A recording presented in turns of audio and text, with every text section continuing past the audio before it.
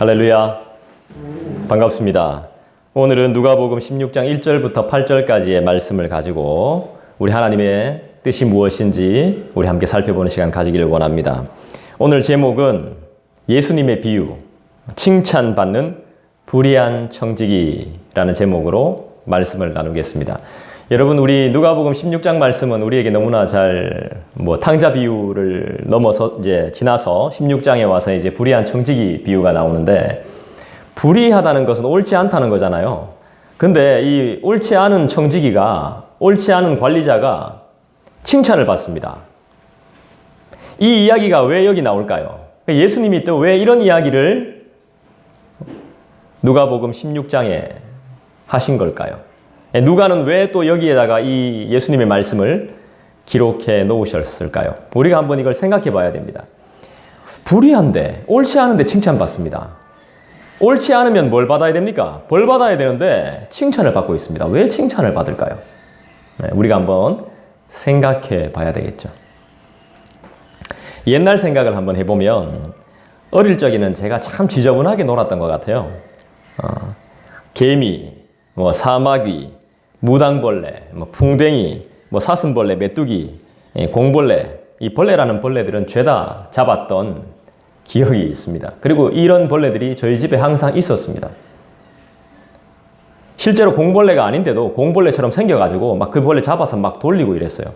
안 돌려지는데도 비슷하게 생겼다는 이유 하나만으로. 근데 지금 생각하면 아찔해요. 그 벌레가 되게 정말 징그럽게 생겼었거든요. 근데 엄마가 부엌에 있다고, 벌레 있다 해가지고 뛰어가서 바로 딱 봤더니 공벌레더라고. 생긴 게 공벌레야. 그래서 잡아서 바로 돌렸죠. 근데 얘가 안 돌려져. 공벌레는 돌아가거든요. 그래서 탁 튕기면 딱딱딱 굴러가요. 근데 얘는 공이 안 되고 지가 계속 이렇게 펴더라고. 그래서 막 또 돌렸어. 지금 생각해보면 아찔한 기억이 있습니다. 날아다니는 것도 막 끝까지 추격해서 잡았습니다. 지금도 날아다니는 거 많이 잡습니다, 제가. 잠자리, 매미, 모기, 날파리, 이런 것들 기본이고, 나방까지 막 잡았죠. 그런데 못 잡는 것이 있었습니다. 우리 집에 옥상에 올라가서 연도 날려봤는데, 정말 높이, 우리 옆집에 사는 형이랑 막 날려봤는데, 그런 연도 봤는데 높이 날아가는 새는 못 잡겠더라고요. 땅에 다니는 곤충들이나 날아다니는 곤충들은, 집에 있는 곤충들은 내가 다 잡겠는데, 하늘 위로 멀리 날아다니는 새는 못 잡겠더라고요. 끝까지 막 쫓아가서 번번이 포기를 했었죠. 지금에 와서 생각하면 저의 영역이 아니었던 거예요. 제가 잡을 수 있는 영역이 아니었습니다. 난 내가 최고라고 생각했던가 봐요. 그래서 다 잡을 수 있다고 믿었던가 봐요. 근데 도저히 따라갈 수 없는 영역, 내가 범접할 수 없는 영역이었던 거죠. 바로 하나님의 영역이었습니다. 하나님의 도움 없이는 도저히 감당할 수 없는 그런 영역. 프랑스 속담에 이런 말이 있더군요. 인내는 모든 것을 이룬다. 이 정말 좋은 이야기 같아요. 인내는 모든 것을 이룬다. 인내해야 열매가 있습니다. 신앙생활은 인내예요, 인내. 끝까지 참는 겁니다. 그래서 신앙생활은 쉽지 않습니다. 참고, 또 참고, 또 참고. 참고 난 뒤에 또 참고. 신앙생활은 끊임없는 인내거든요. 참아주는 것, 참는 것. 우리의 삶도 그렇죠? 그렇죠? 끝까지 참아야 되죠. 또 참고, 또 참고. 그래야 뭐가 돼도 된다는 거예요. 인내는 모든 것을 이룬다. 프랑스의 속담은 우리가 좀 새겨들어야 할 말이죠. 그렇지만 인내해도 안 되는 영역이 있습니다. 인내는 참 좋은 건데 우리가 인내할 수 있습니까? 끝까지.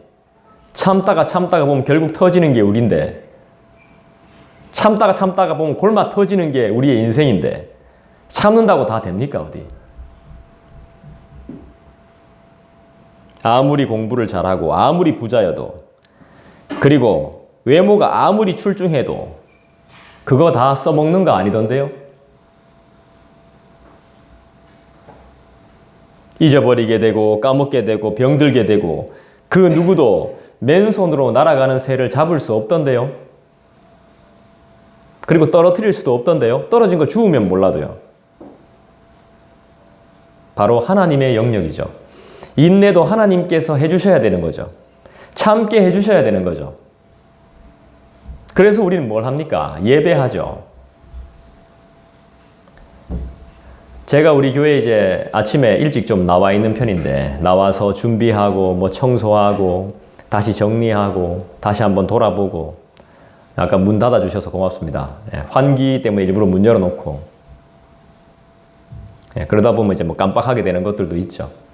그러면 저희 집에서는 뭘 하겠습니까?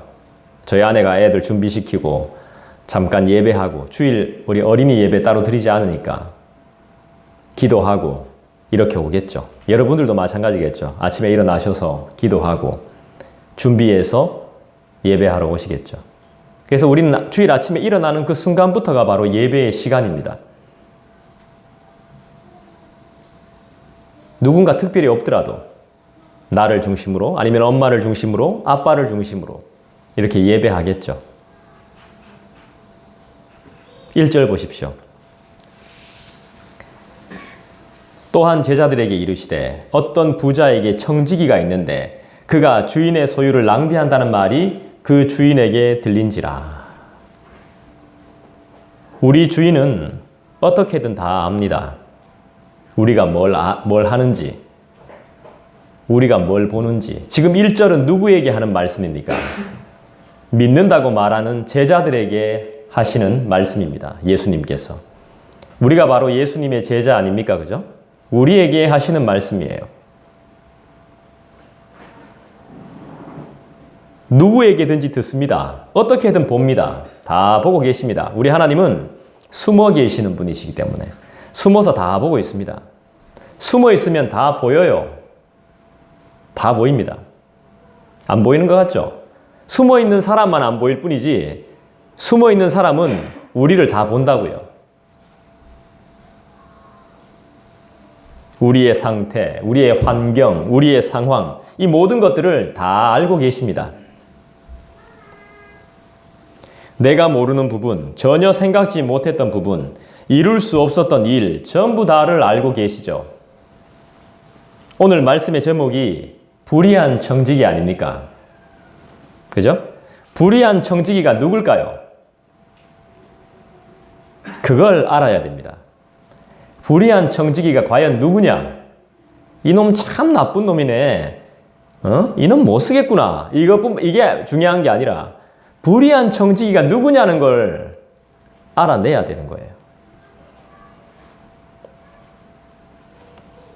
여러분은 하나님이 맡겨주신 모든 것들을 책임감 있게 잘 사용하고 관리하고 있으신가요?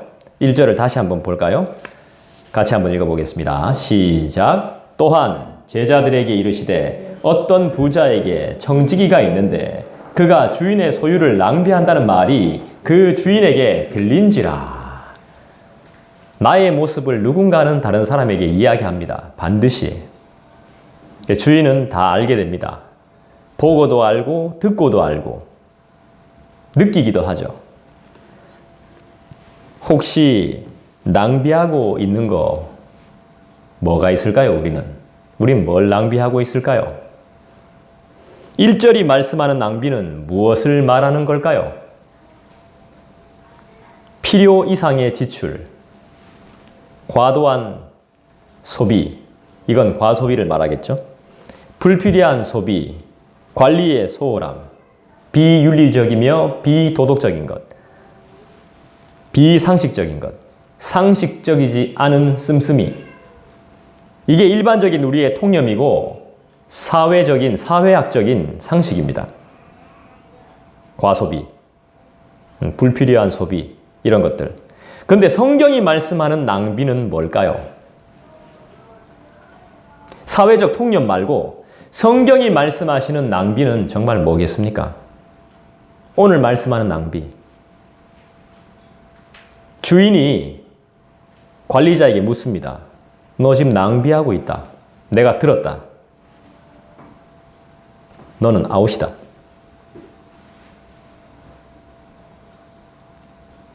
여러분, 우린 뭘 낭비하고 있을까요? 성경은 무엇을 낭비한다고 말할까요? 돈 낭비하는 거? 그것만 말할까요? 성경은? 성경은 그렇지 않습니다.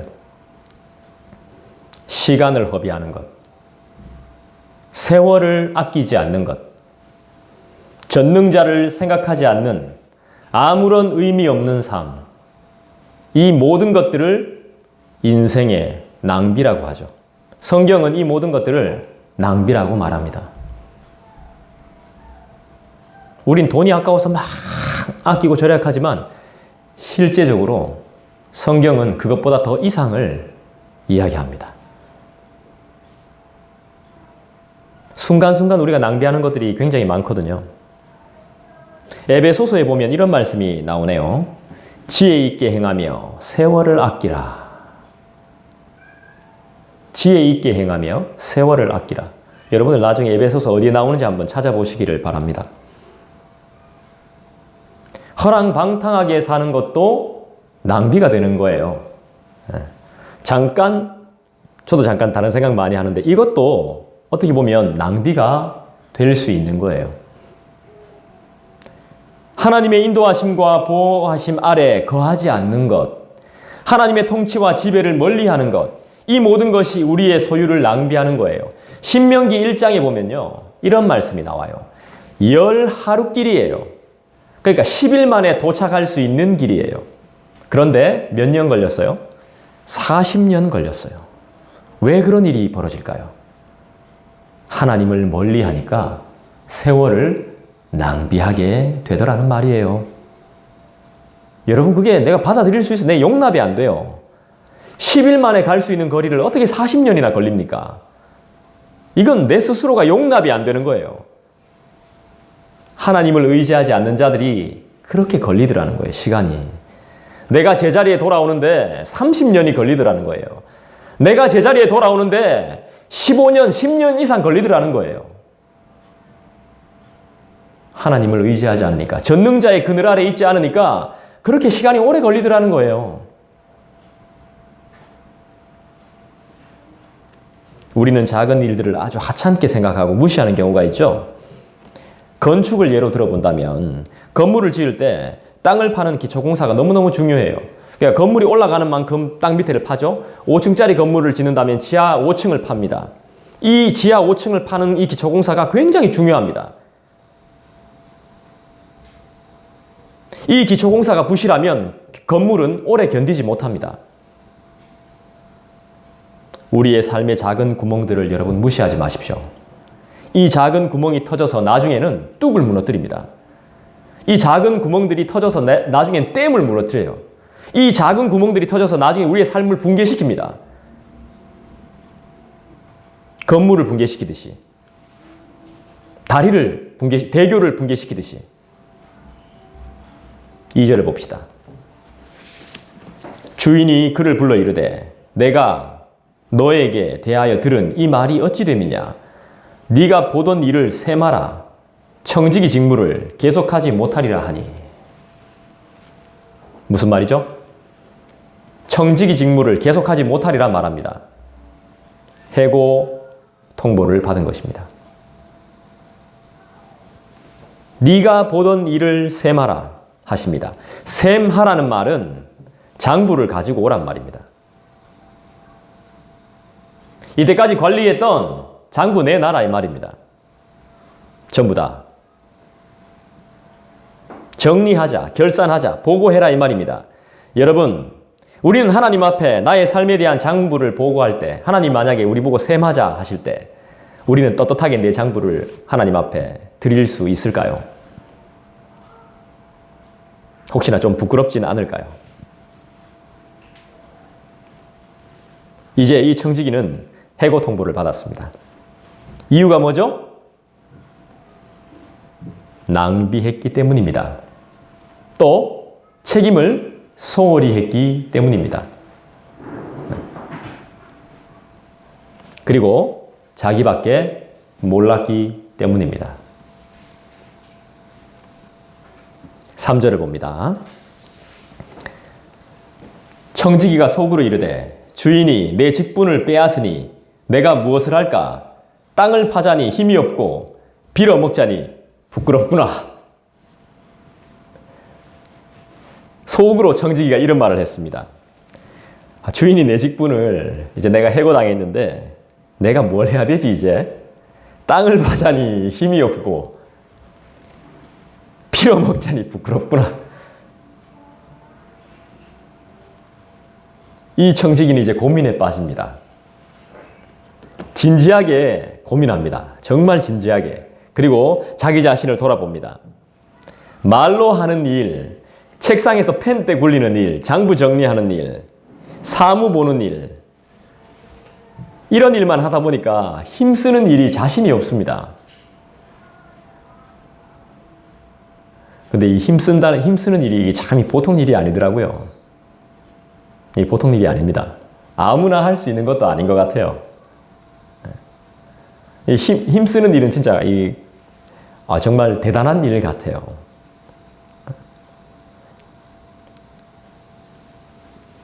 그렇다고 해서 거지처럼 얻어먹는 것도 이거 불편합니다. 꾸러 다니는 것도 불편해요. 그럴 자신도 없어요. 지금 청지기의 고백을 잘 보십시오. 자기 자신을 계속 돌아봐요. 청지기는 주인을 욕하지 않아요. 그리고 신세 한탄하는데 시간을 허비하지 않아요. 다른 사람 불러놓고 우리 주인이 어땠다 저땠다 이런 말하지 않아요. 술 한잔 하고 들어와서 이런 불합리한 세상 이렇게 말하지 않습니다. 그런데 시간 낭비하지 않습니다. 무슨 말이죠 이거? 정신 차렸다는 거예요 지금. 시간 낭비하고 있을 시간이 없거든요 지금 이제는. 그럴 시간이 없어요. 해고 통보가 오히려 이 청지기에게는 보약이 됐어요. 위기가 기회인 것이죠. 자기가 잘못해서 이제 쫓겨나게 된 상황을 정확하게 인식해요. 그리고 고민해요. 아주 진지하게. 앞으로 어떻게 살 것인가?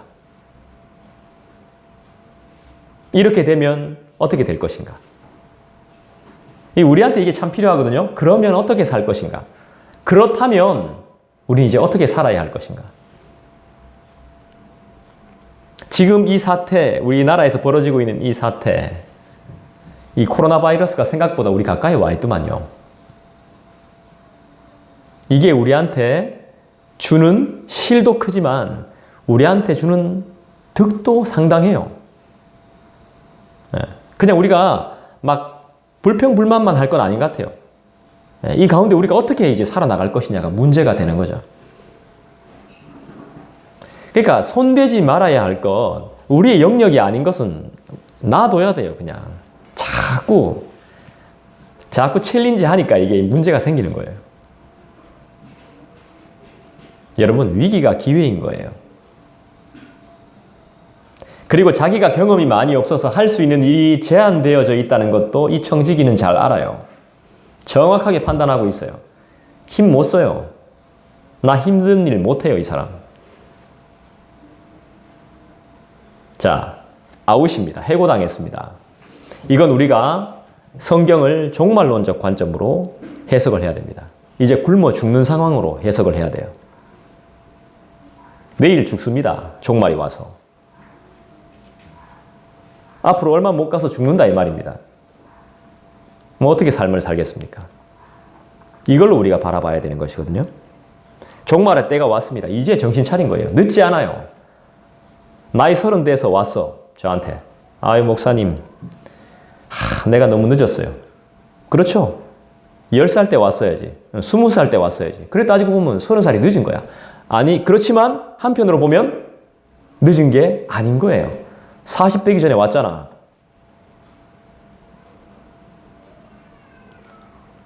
종말의 때가 왔어요. 다가오고 있어요. 정신 차린 거죠. 누구 욕할 시간 없어요. 누구 때문에 투덜댈 시간 없습니다. 우리도 그렇잖아요. 발등에 불 떨어져야 정신 차리잖아요. 학생들 보십시오. 방학 내내 실컷 놀다가 개학되니까 숙제한다고 정신없습니다. 방학 딱 되면서 개학한다는 생각을 해야 돼. 방학 시작하면서 개학이다 라는 생각을 해야 종말론적인 삶을 살 수 있는 겁니다. 이런 삶이 굉장히 성경적인 삶이에요. 종말의 때가 와야 내일 죽는다 하니까 정신 차리는 거예요. 그러면서 결단을 내립니다. 4절 볼까요? 우리 한번 같이 읽어봅시다. 시작. 네. 뭐라고 고백합니까? 내가 할 일을 알았도다.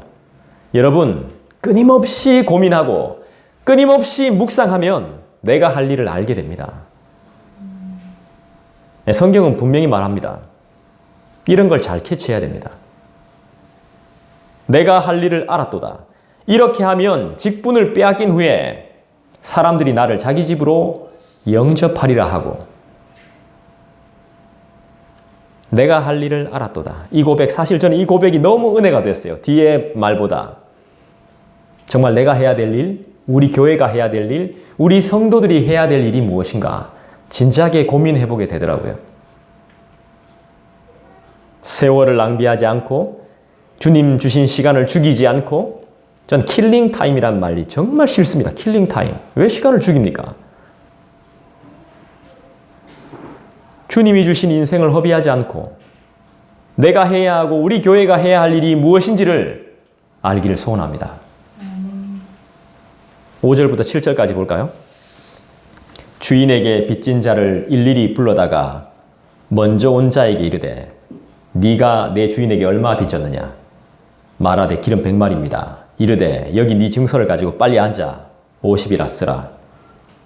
또 다른 이에게 이르되 너는 얼마를 빚졌느냐? 이르되 밀 100석입니다. 이르되 여기 네 증서를 가지고 80이라 쓰라 하였는지라. 이 뭐하고 있는 장면이죠? 공문서를 위조하고 있는 장면이죠. 문서를 위조하고 있습니다.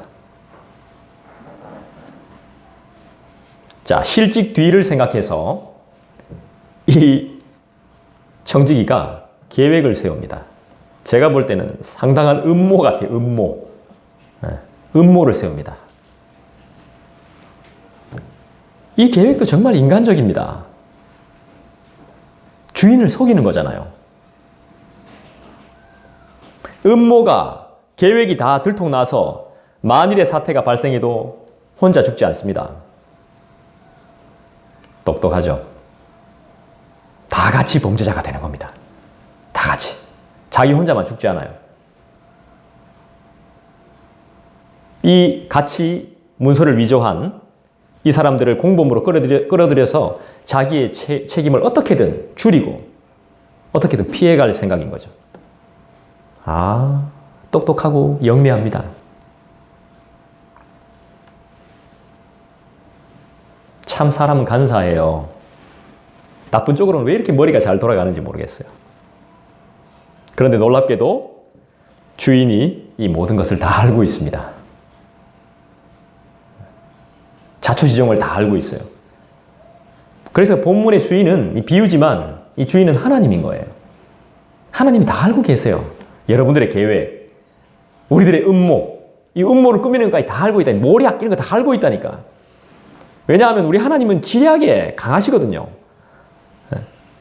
하나님의 모략은 아무도 따라갈 수가 없거든요. 다 아는 거예요. 계획을 세워도 음모를 꾸며도 다 알고 계세요. 주인에게 빚진 자들을 다 소집하죠. 빚쟁이들이 들어오는 순서대로 문서를 다시 씁니다.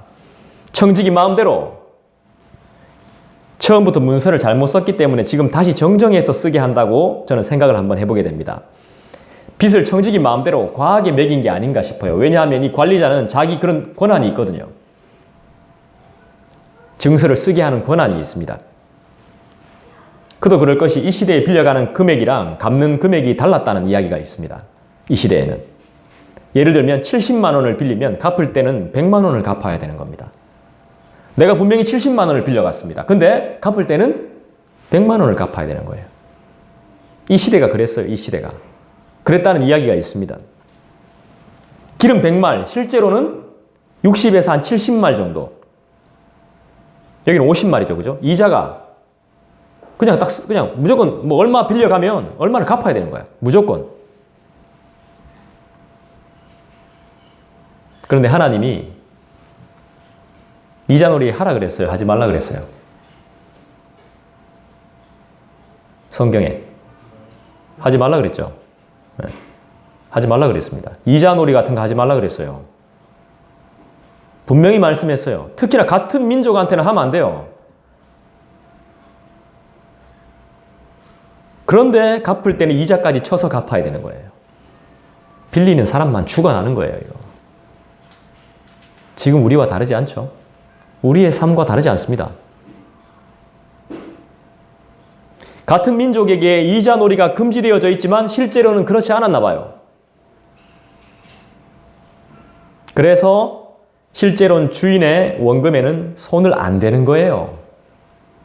빚을 탕감해줘도 청지기가 임의로 빚을 탕감해줘도 주인은 손해를 보지 않는 겁니다.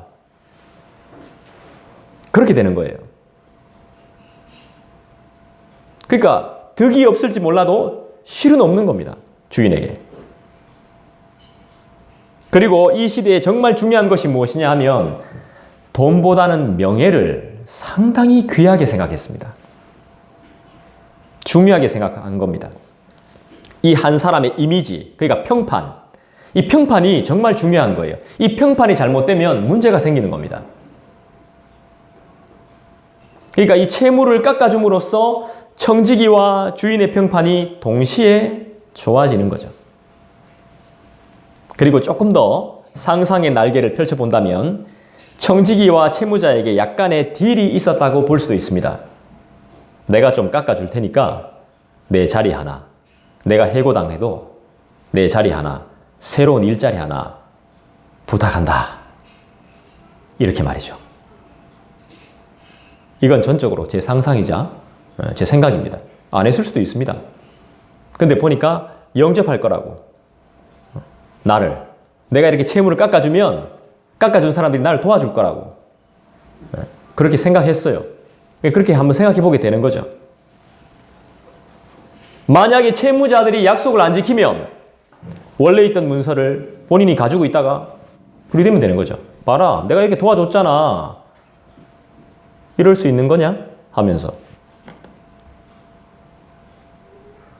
그래서 문서나 기록물은 참 중요한 거예요.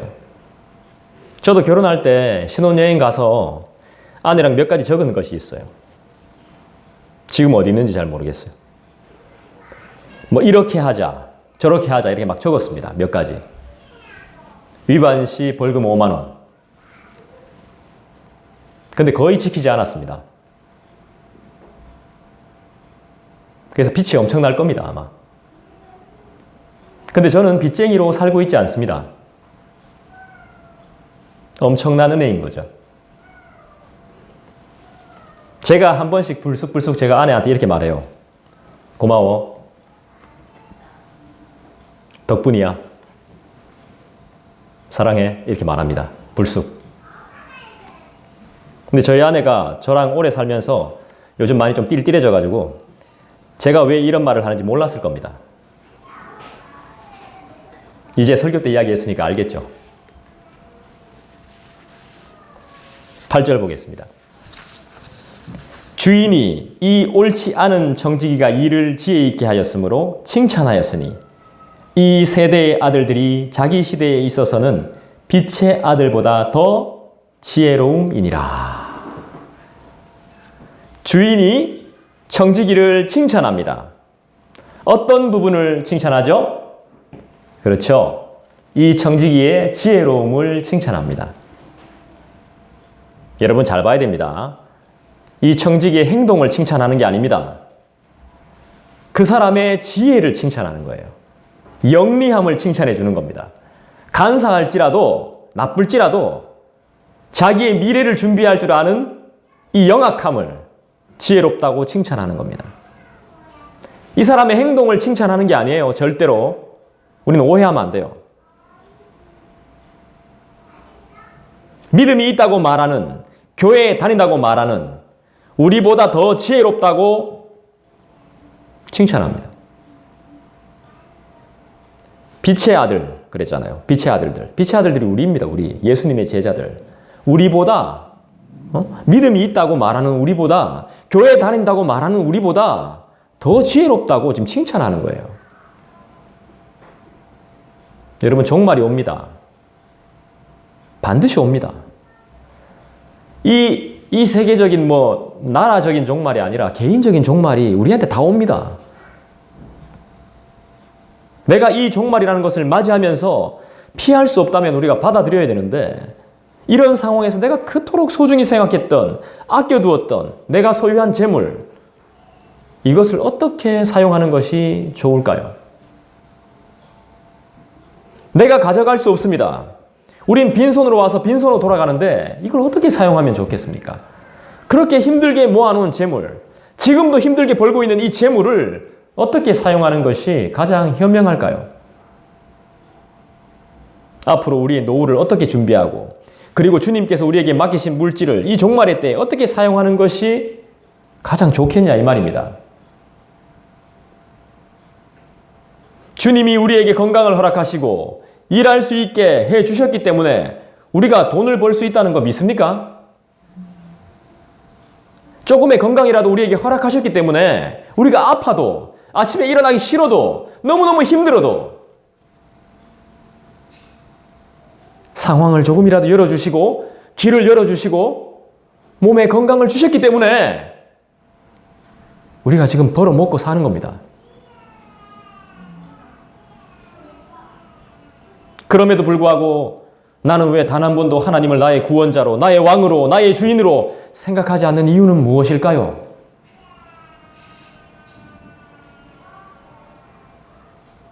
우리는 참 오랜 동안 교육을 받아왔습니다. 그죠? 우리는 교육을 받아오면서, 배우면서 한 번도 버리라고, 손해보라고, 저주라고 배운 적이 별로 없습니다.